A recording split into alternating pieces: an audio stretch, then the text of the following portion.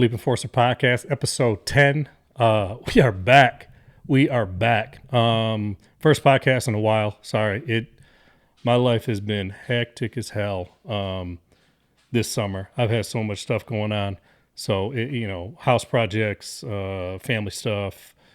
It's been one thing after another. But anyways, we're back. Football season starts officially tomorrow. I know college started last week. I'm a pro guy, though. I'm a Packer guy. So I am amped for NFL football. It's starting to feel like fall in Michigan. It is going to be 60s this week. And cider mills are open. And my cider mill's not open yet. It opens on Monday. I don't know why they didn't open. Mueller's open on Sunday. It's not open on Monday. It's my little local spot. I go get cider and donuts on Sunday mornings and kick it and watch football. That's like my thing. So, anyways, it's football season's here, and I've had a countdown on my watch like every single day. Like, hey, 45 days. Hey, 30 days. Hey, 20 days. But anyways, let's jump into like all the stuff happening.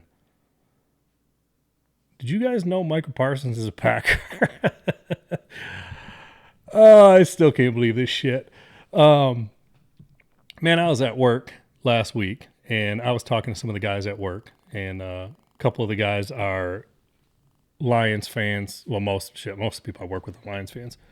One of the guys is the Eagles fan I was talking to, and Coop, and then my other buddies, Tony and Adam, they're Lions fans, and Andy's a Lions fan.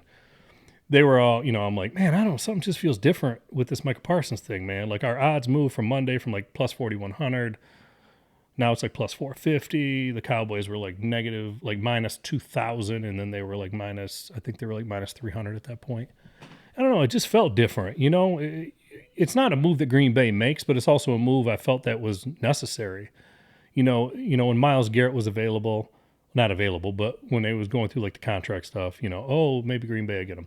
Then it was Trey Hendrickson. Then it was Crosby. Then it was Bosa. Like, it seems like we're always like rumored to go get somebody, but we never do. It's just not the Packer way. We just don't give up. We don't give up picks. We don't make those moves, those big splash plays. And the times that we have, it's paid off. The Reggie White days, the Charles Woodson days.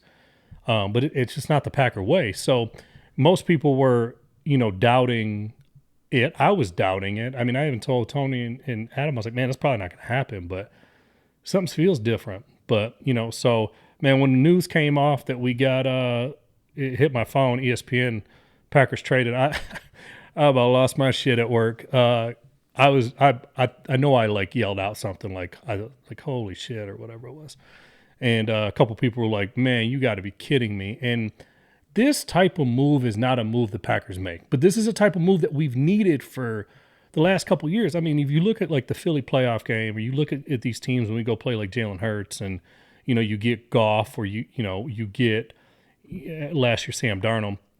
These guys are just sitting back there because you got Rashawn Gary on one side, but you have nobody coming off the other side. Like, we had Preston Smith for a while, then it was Van Ness for a while, then it was Enigbare for a while. Like, and all they're doing with Gary is they're just chipping him. They're chipping him, and they're going to double him, and it's hard for him to get off when you don't have anybody coming on the other side. So for us, we're I would say the biggest weakness for us is like this right currently, like before the Michael Parsons trade, was cornerback.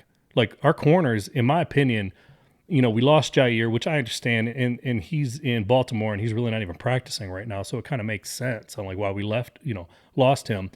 But I like Valentine a lot. I think Valentine needs to step up, and we picked up Hobbs. Hobbs has been injured, and so I'm hoping he comes in and is able to provide us like a number one corner, and then we got Nixon, and Nixon is, I mean, he said something I think it was an interview today or yesterday that he wants to be number one. He wants the respect of the Packer fans and yada yada. I'll give him respect, but man, dude, like, stop getting cooked. Shit, like every time I see him, he's just giving up stuff. And so for us, the way that you cover up some of these corners is you go get a pass rusher. You go get a Micah Parsons. Like, you make a splash. This dude is a game wrecker. He's not just a pass rusher. He's a game wrecker. If he gets to the backfield, which most of the time he does, he gets to the quarterback. If he doesn't get to the quarterback and, the quarterback tries to take off like a Jaden Daniels or a Jalen Hurts, or he can catch those guys. And same thing with the running backs. Like these running backs, these little screen passes, and he destroys that little backfield game that a lot of these teams like to play.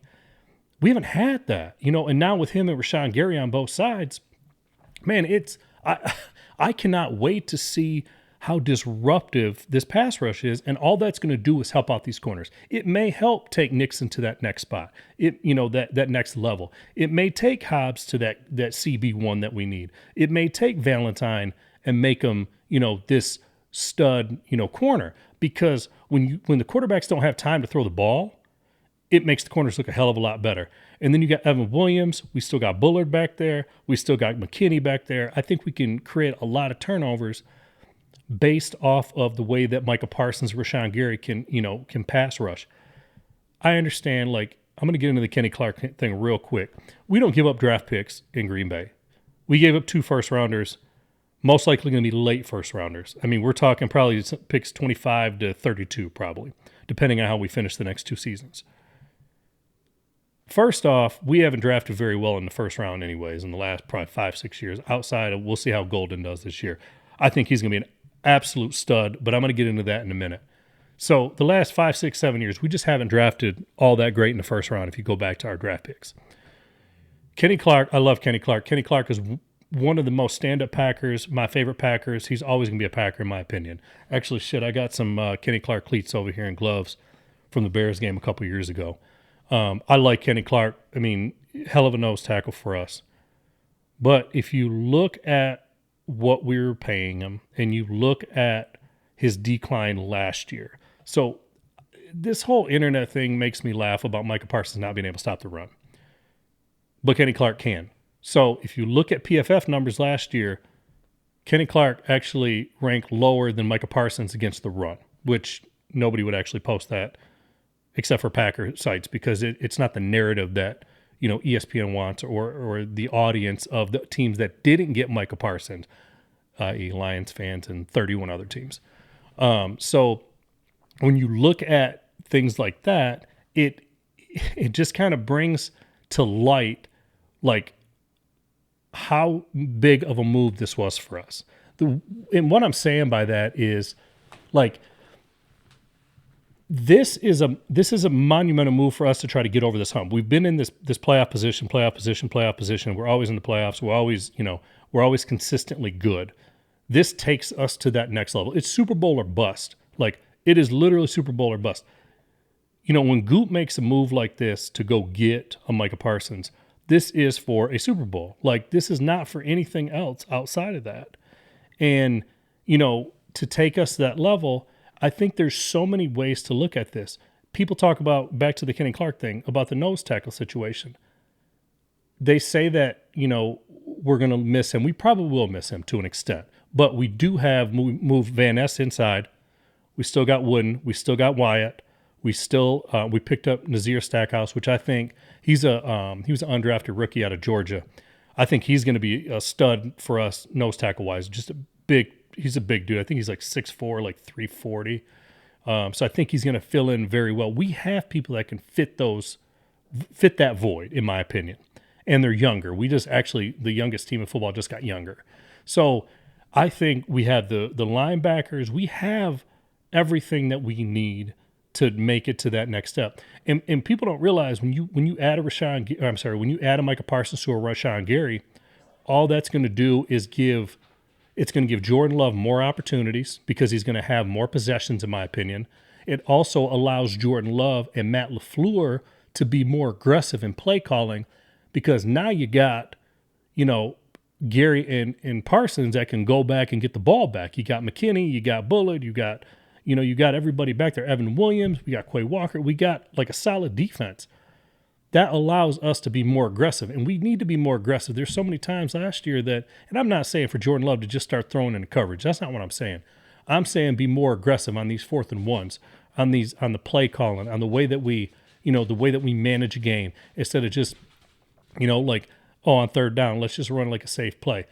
No, let's chuck this thing, man. Let's try to win this game. Let's go, and put a foot to throat. Like, let's go. Like, put the foot, gas pedal. It's like what the Lions do, man. I'll give Lions credit on this. They will put the gas pedal down and they just go, man. The play calling with Ben Johnson and, last year and the last couple of years, it's been super creative. And, Dan Campbell, if you go back to the Green Bay game last year in Detroit, man, he went for it. I heard the stat this morning. It was something crazy. But on fourth down in the one game, he went for it like multiple, like a lot of times. I can't remember how many times it was. I want to say 7 or 8. But in one game, that's what you got to do at certain times to try to put some of these good teams away. The Phillies, the Washingtons, the Detroits, these teams that we're going to be battling up against in the NFC. So for me, this was a move that I think that Green Bay needed to make to get by Detroit to win this division, to get by, Philly. I got us right there with Philly. I mean, in my opinion, Green Bay, Philly are going to be 1-2 in the NFC. Philly is the most well-equipped team. I said that all last season on the offensive side of the ball and defensive side when it comes to offensive and defensive lines. They're just, in my opinion, probably the best, offensive defensive line combos in the league. So, but anyways, that's my thoughts on the Parsons deal. Let's jump into the draft. Another thing that just it shocked the hell out of me when we took Golden. Green Bay doesn't take offensive players in the first round unless maybe a lineman or something like that. But we don't make those moves for wide receivers. It's the first time we took a wide receiver in forever. We haven't had a number one, and we need a number one. To go back to the Jordan Love thing. I mean, our wide receivers led the NFL in drops last year. If you're Jordan Love, how do you have confidence in throwing, and I love our receiving core. I mean, I don't think we have a clear-cut one. We got Watson, we got Reed, we got Wicks, we got Dobbs. We got Malik Heath, which I really like Malik Heath. I wish they'd give him a little bit more playing time. He's just a big body receiver, and I think he's got that fire in him when he does make a catch. But we just, we don't have that clear-cut one. And I think Matthew Golden was my favorite wide receiver in this draft this past season. And I said that in my last podcast.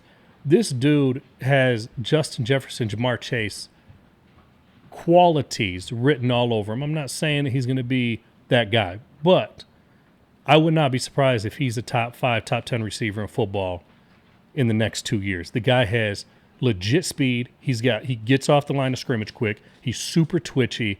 He understands how to, recover and make a catch. There was a catch, I think it was in the preseason against Seattle. Jordan Love underthrew it, and he adjusted in the first quarter and came back. It was like a 40-yard catch or 45-yard catch. But those type of thing is what we need, because a lot of our receivers right now, they just jump up. Like Watson, he's just going to jump up for it, not necessarily readjust. And I just think, man, when we get Christian Watson back, and we can throw out Golden and Reed and Watson and Dobbs, and we got our 2 tight ends, man, like Musgrave and Kraft, I think our offense, we got to take some shots. We got to, get the ball downfield, use a lot of misdirection, get the ball in Josh Jacobs' hand. I know we're going to be a run-first offense because that's just the way that we're built. But you go get Golden, because when you need a 3rd and 7, you throw it at him and he'll catch it. He's not going to drop it. And that's the biggest thing for me, is having that go-to guy. We haven't had that go-to guy since essentially Devontae, in my opinion. And don't get me wrong, I'm not like, I love our wide receiving core, but I don't think we have a clear-cut one, and I think a lot of people can agree with me on that. So, that as far as going into the draft, like, I didn't expect us to do that. But if you'd have told me Parsons and Golden were going to be Packers, I'd have told you were crazy, because it's just 2 moves we don't make. But it's 2 moves that I think are going to get us over that hump. So, and kind of going to, I catch a lot of flack at work, and, I work with a lot of Lions fans, fair weather fans or actual Lions fans. And it's so funny to me because, when Green Bay and Detroit, because we had a lot of similar needs. Corners, edge rushers. Detroit really just has Hutch. That's it. And then, we have Rashawn Gary for the most part. So, when we were talking about like, oh, Green Bay is interested in Crosby. Green Bay is interested in Myles Garrett, Bosa, Trey Hendrickson, every one of them, re-sign. And then when Green Bay gets Parsons, Detroit fans are like, oh, he sucks. Oh, Bears fans, oh, he's overrated. I can't believe you paid him this kind of money. Vikings fans, I don't even know because I don't know any Vikings fans. But, like all these like NFC teams or even Cowboy fans, oh, we're shoring up the run game. Like it's an excuse. Like you're going to miss him. There's 31 teams in the NFL wanted him outside of Dallas that would have took him. He's going to benefit any single team you put him on. He's going to benefit. And, it's just funny. Oh, yeah, he's not good. He's got a bad back. Like, we knew the back issue going into this trade. And Green Bay, they are one of the most cautious teams when it comes to injuries. Like, completely one of the most cautious teams. If you are iffy, they will not play you. They ran him through a full physical, and he passed the physical. So I'm not worried about it. This weekend, yeah, he's probably going to snap count, but it is what it is. Like, we're looking long term, and going into this weekend's games, like, we start off with Detroit on Sunday and then Washington on Thursday. That's, in my opinion, two of the best three teams we could face in the NFC outside of Philly. So it's going to be a true test, but at the same time, I think it's going to take a little bit of Micah Parsons getting into the Jeff Hafley system, getting acquainted with everything. And also, we got a lot of injuries already with wide receivers. Like Reed, I don't know if he's going to play. Wicks has been iffy. Watson's out. I'm not making excuses, but my opinion, I've always said the first 2 to 3 weeks of the NFL season are just trying to figure out who this team is. And I'm going to go back to that with no matter who it is. I think I'm going to get into like our game this weekend more like on Saturday. I think I'm going to do a podcast Friday or Saturday and kind of more get into this weekend's games. But I think we're going to split this weekend, like this coming week 1 and 2 with Detroit and Washington. That's just my gut is we're going to split. And I think we'll split with Detroit. We'll win one and they'll win the other one, whether it's this one or Thanksgiving. So that's kind of like my thought coming into this. So I'm really hoping they get acquainted kind of quick. Micah Parsons, Golden. I hope we can get healthy as quick as possible. We got some offensive line movement too, so I want to see how that goes with Aaron Banks and Jordan Morgan. And I think Rasheed Walker just beat out Morgan for the left tackle. I think I seen that earlier. So we'll see. We got Jenkins moved to the center. We got a lot of adjustments, and again, like I said, it's going to take a little bit of time for these guys to get acquainted and get rolling. Every NFL team, in my opinion, a lot of these guys don't play in the preseason. Detroit didn't play anybody in the preseason. Love played what? Excuse me. Love played like what? I don't know, a series or two. Then he hurt his left hand, had surgery on it. So, a lot of these guys, man, a lot of the ones haven't played. So we'll see. We'll see how Goff looks. We'll see, how this season looks for them Sunday as well. So I'm so amped up for this NFL season. The other thing I wanted to just kind of touch on, Aaron Rodgers to the Steelers. Man, I wish him the best. Rodgers is one of my favorite top 2 NFL players, probably top 3, to ever suit up. And he's his own dude. He's his own personality. We all are different in our own ways. And I'm going to root for him, except for when they play the Packers, when I'm at that game, I think at the end of October. I think it's right before Halloween. I hope he does his thing and gets that team into the playoffs. And, it wouldn't hurt my feelings to see him do something in the AFC. It's AFC, so I don't care. I'd love to see him try to push that team into the playoffs a little bit. They got some talent, picking up DK Metcalf, and their defense is always solid. And the Mike Tom, I don't want to get into this right now because it's a whole other conversation. I think Mike Tomlin is a very, very, very good head coach.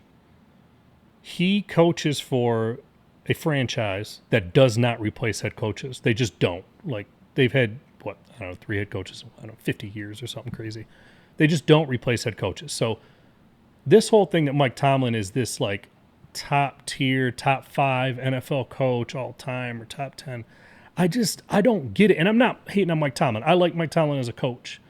But I just think if he was with other franchises, if he was with, a Detroit or a Seattle or a San Fran or one of these these places that, and he had these seasons of 8-9 and 9-8. I'm sorry, 9-8 and 10-7 or whatever, that just very like scraping by to get in the playoffs. Like, I don't think he would have survived.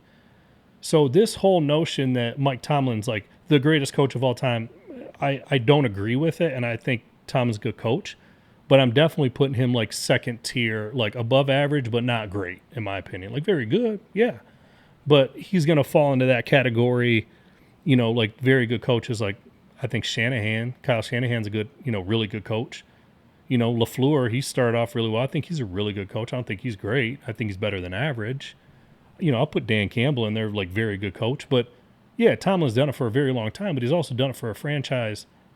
And what does he have to show for it? 1 Super Bowl? Like, come on, man. Like people are talking about getting rid of LaFleur because, he hasn't been to a Super Bowl and he's been there for whatever, 6 years or whatever it's been now.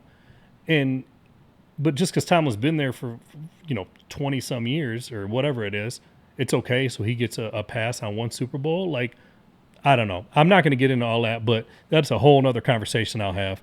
But anyways, I go back to the Rodgers thing. I hope Rodgers does something out there. I wish him the best. And if you're a Packer fan and hating on Rodgers, man, look yourself in the mirror. Like, that dude did so much for us. And it's, Bears fans hate him. Lions fans hate him. Minnesota fans hate him. And they're all glad he's gone. And that's for a reason. You know what I'm saying? Like, so... But anyways, man, I'm ready for football season. I'm going to start getting back to this podcasting on a regular basis. I'm going to jump into a lot of stuff. I just want to get out here, get my feet wet again. It's been a minute. I'm going to run through a couple quick before the season starts. I'm going to give you all of my picks real quick so that we can't say tomorrow has any effect on how I feel. So division winners, I'm going to run through this quick. I'm not even going to be that long if I can see this sheet. So we're going to start AFC. AFC East, I got Buffalo winning. AFC North, I got Baltimore winning. AFC South, I got Houston winning. What's up with Joe Mixon, by the way? Like, hopefully he comes back healthy. I like Joe Mixon. I was going to draft him this year. I was scared to draft him again, though. But hopefully he comes back. Anyways, and then in the AFC West, I got Kansas City. So my seedings for the AFC, I got Ravens 1, Bills 2, Chiefs 3, Texans 4, Chargers 5. I think Herbert makes a huge leap this year with Harbaugh at head coach. I think Omarion Hampton, their running back, I think he's gonna help out a lot. The rookie that they picked up. I know they're going to be a run first offense, just the way Harbaugh is, but I also think Herbert's going to take a huge step. Bengals at 6. I think Trey Hendrickson signing, that's going to help them out. They don't really have much of a defense, so I think they're just going to have to outscore everybody. But you got T. Higgins, you got Chase Brown, Jamar Chase and Chase Brown, and you got Burrow. I mean, they went on a tear at the end of last season. If you haven't watched the quarterback show on Netflix, they kind of show, Joe Burrow's season in the last, I think 8 weeks. I think they're going to get into the playoffs. Number 7, I know you guys are thinking Broncos. I think they take a step back. I think Bo Nix, it's a sophomore slump type situation. I think they take a step back. Aaron Rodgers takes the Steelers into the playoffs in the 7th seed. Not really a hot take. I think that I don't think that's a very hot take, but I do think that Rodgers can really make some noise with what he's got, and let's see what happens. But anyways, I'm not going to dive into all the Super Bowl stuff yet. I already got kind of who I think is going to be in it, and I might share that at the end. Anyways, NFC. So NFC East, I got Philly. NFC West, I have San Francisco, I think, bounces back. I think they have a bounce-back season. They had a hell of a lot of injuries last year. And I don't trust Matt Stafford's back with the Rams. I don't trust anything with Kyler Murray. And Sam Darnold, I don't know. With him and Cooper Kupp, maybe they do something out there. I don't think they have enough on defense. And I think they're just going to be a mediocre team.